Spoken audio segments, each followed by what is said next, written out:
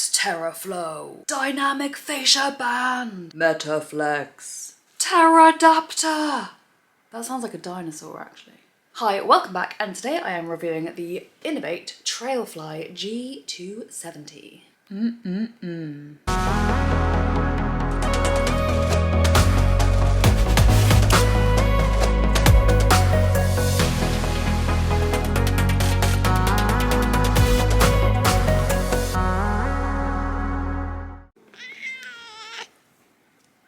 I've been running in this shoe, or a version of this shoe, for 2.5 years, over 1,600 kilometers. I first bought this shoe in 2021, and this is that shoe.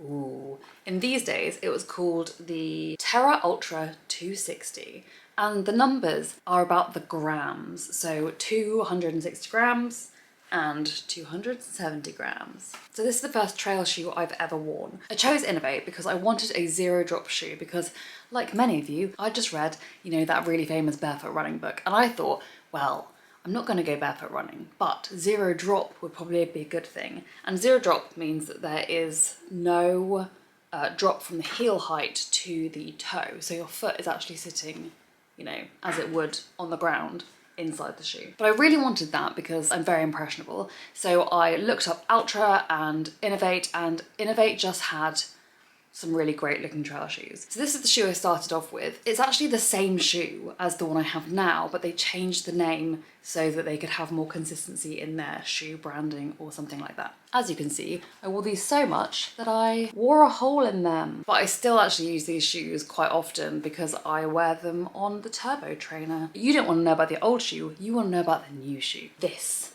is that shoe. It comes in other colours I think as well, but I really love this one. The laces also were normal tie laces, but I am a triathlete, so I changed them for elastic laces because they are amazing. You can just pull your shoes on, you don't have to worry about them coming undone. If you're new to triathlon, get yourself some elastic laces. They are life-changing. Obviously, I quite like this shoe. To be honest, it's only the second trail shoe I've even owned, and I like the first one so much, when I wore a hole in it, I bought the new one. My favourite thing about it is that it doesn't really weigh anything. It literally weighs 270 grams. It's also made of like kind of meshy, plasticky, fabric-y stuff up the top.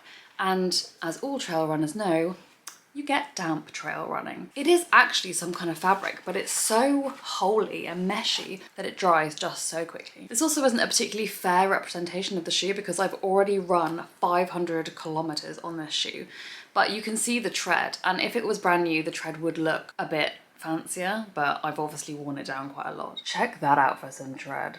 Oh yeah. I don't find myself slipping on these even in winter when it's really, really muddy. So the tread is really good. The reason why it's called G-Grip is because this is made infused with graphene, the world's strongest material, the discovery of which led to a Nobel Prize. Ooh. So, I mean, this is not correct, but I'm gonna say that these are basically Nobel Prize winning shoes, which is why I like them. I'll read you from their website. For speed-focused long runs with an optimally cushioned foam and snappy, responsive ride. Speed-focused long runs isn't necessarily a sentence that I would apply to myself and my own running because my long runs are not speed focused and my speed focused runs are not long. But hey ho, it's nice to know that if I wanted to do that, I absolutely could. So if you're on the fence about what trail shoes to buy, I can't give you a comparison because I've only worn these, but I love them. They're zero drop, which can be a problem if you have been used to running shoes that have, or just regular shoes, that have a larger heel drop. I wear barefoot shoes all the time, so those are zero drop shoes and they have very, very thin soles. These don't have very thin soles, but they do have zero drop. So don't just like randomly go out and get yourself zero drop or barefoot shoes, but if you want to, this is what I use and love. They're really lightweight and they dry quickly. They're also just quite flexible. They're really, really good on the trails and on uneven surfaces. And finally, they're a great colour. I mean, it's a great colour. I didn't buy either of my pairs of Inov-8s full price, and instead you can often look online and find them from other retailers for a discount. I think normally they go full price at about £75, which is, I don't know what that is in dollars.